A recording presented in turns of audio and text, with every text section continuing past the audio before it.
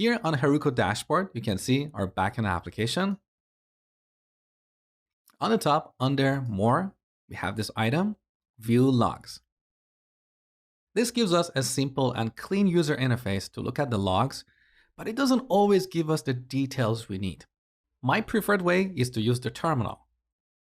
So here in the terminal, inside our backend project folder, let's run Heroku logs. If you scroll up, you can see why our application crashed. So here we have this error, Mongo network error, failed to connect to server at localhost port 27017. This is the default port for MongoDB. Now here in our backend project, inside of the config folder, open up default JSON. In this configuration file, we have this parameter DB, which is set to the address of our MongoDB on our local machine. Obviously, this does not exist on the Heroku server that is hosting our application.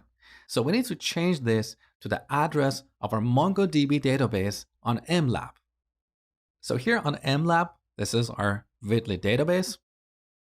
On top of this page, you should see our database connection string. As you can see, our database user and their password is part of the connection string.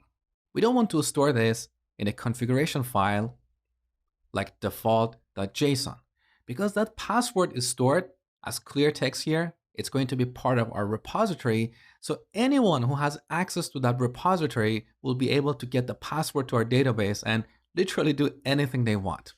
In fact, a little while ago, a big corporation in the US got hacked because someone stored a database password in the source code and that password ended up on GitHub. So never, ever, ever store secrets in your configuration files.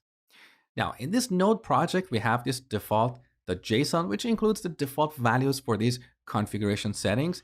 That is perfectly fine for a development environment. But for production environment, we should use environment variables. These environment variables are not part of the source code. We need to set them in terminal.